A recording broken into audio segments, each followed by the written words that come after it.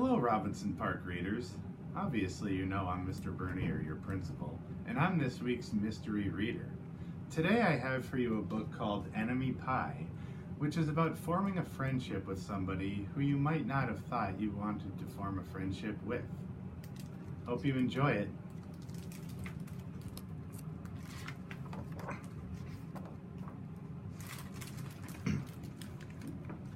It should have been a perfect summer. My dad helped me build a treehouse in our backyard. My sister was at camp for 3 whole weeks, and I was on the best baseball team in town. It should have been a perfect summer, but it wasn't. It was all good until Jeremy Ross moved into the neighborhood, right next door to my best friend Stanley. I did not like Jeremy Ross. He laughed at me when he struck me out in a baseball game. He had a party on his trampoline, and I wasn't even invited. But my best friend Stanley was. Jeremy Ross was the one and only person on my enemy list. I never even had an enemy list until he moved into the neighborhood. But as soon as he came along, I needed one. I hung it up in my treehouse, where Jeremy Ross was not allowed to go.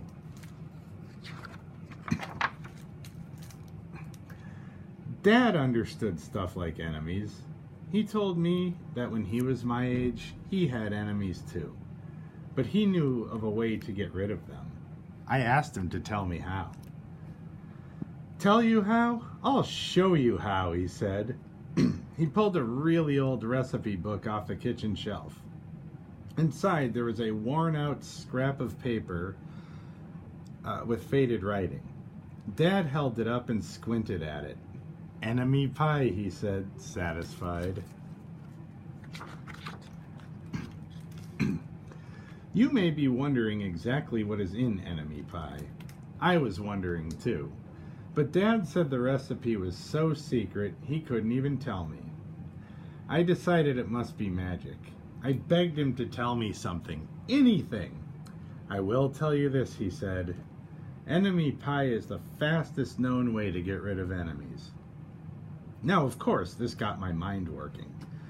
What kinds of things, disgusting things, would I put into a pie for an enemy? I brought Dad some weeds from the garden, but he just shook his head. I brought him earthworms and rocks, but he didn't think he'd need those. I gave him the gum I'd been chewing on all morning. He gave it right back to me. I went out to play alone. I shot baskets until the ball got stuck on the roof. I threw a boomerang that never came back to me. And all the while, I listened to the sounds of my dad chopping and stirring and blending the ingredients of enemy pie. This could be a great summer after all. Enemy pie was going to be awful. I tried to imagine how horrible it must smell, or worse yet, what it would look like.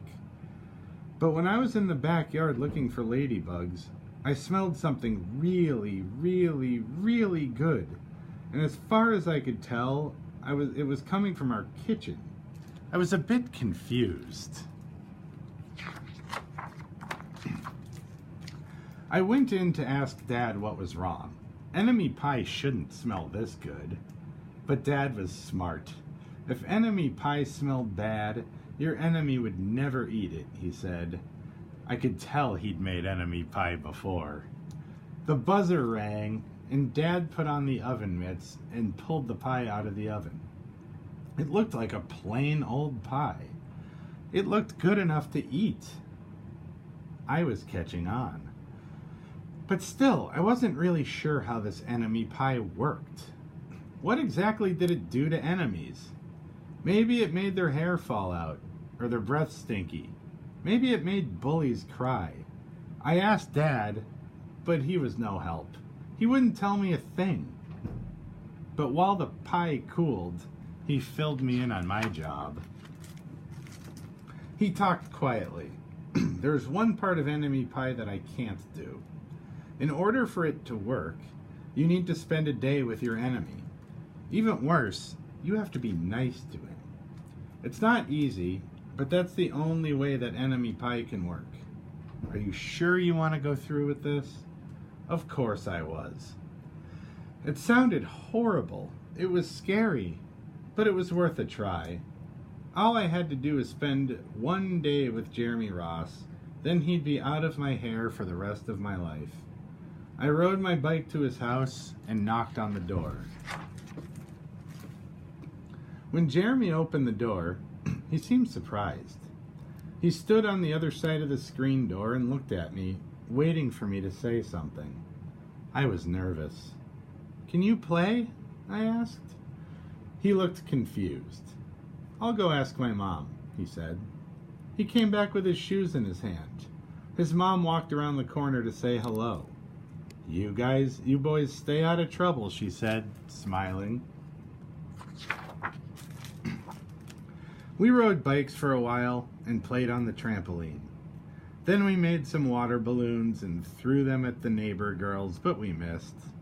Jeremy's mom made us lunch. After lunch, we went over to my house. It was strange, but I was kind of having fun with my enemy. He almost seemed nice. But of course I couldn't tell my dad that, since he had worked so hard to make this enemy pie. Jeremy Ross liked my basketball hoop.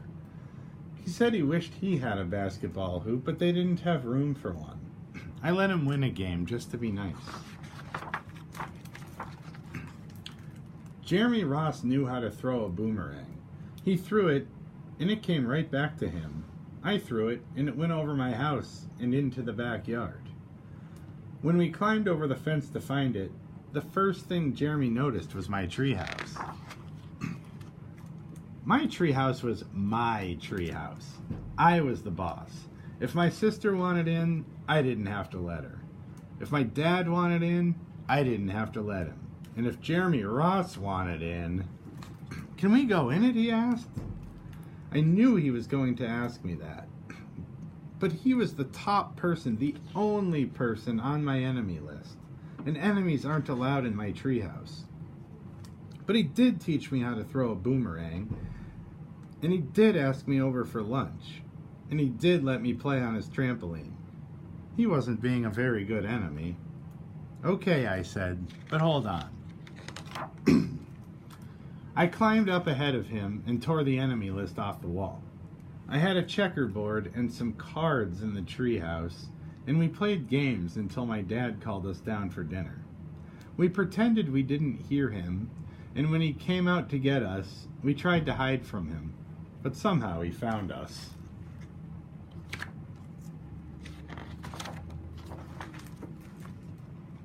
Dad made us macaroni and cheese for dinner, my favorite. It was Jeremy's favorite, too. Maybe Jeremy Ross wasn't so bad after all. I was beginning to think that maybe we should just forget about enemy pie. But sure enough, after dinner, Dad brought out the pie. I watched as he cut the pie into 8 thick slices. "Dad," I said, "it sure is nice having a new friend in the neighborhood." I was trying to get his attention and trying to tell him that Jeremy Ross was no longer my enemy. But Dad only smiled and nodded. I think he thought I was just pretending. Dad dished up 3 plates side by side with big pieces of pie and giant scoops of ice cream. He passed one to me and one to Jeremy. "Wow," Jeremy said, looking at the pie. "My dad never makes pies like this." It was at this point that I panicked. I didn't want Jeremy to eat enemy pie. He was my friend. I couldn't let him eat it. "Jeremy, don't eat it. It's bad pie. I think it's poisonous or something." Jeremy's fork stopped before reaching his mouth. He crumpled his eyebrows and looked at me funny. I felt relieved. I had saved his life. I was a hero. "If it's so bad," Jeremy asked, "then why has your dad already eaten half of it?" I turned to look at my dad. Sure enough, he was eating enemy pie. "Good stuff," he mumbled through a mouthful, and that was all he said. I sat there watching them eat enemy pie for a few seconds. Dad was laughing, Jeremy was happily eating, and neither one of them was losing any hair. It seemed safe enough, so I took a tiny taste. Enemy pie was delicious. After dessert, Jeremy rode his bike home, but not before inviting me over to play on his trampoline in the morning. He said he'd teach me how to flip. As for enemy pie, I still don't know how to make it. I still wonder if enemies really do hate it, or if their hair falls out, or if their breath turns bad. But I don't know if I'll ever get an answer, because I just lost my best enemy. Well, Robinson Park readers, I hope you enjoyed Enemy Pie. I think it contains a valuable life lesson that we can become friends with everybody, even if we don't think so at first. I hope you're enjoying your summer, and I'm looking forward to seeing you in September.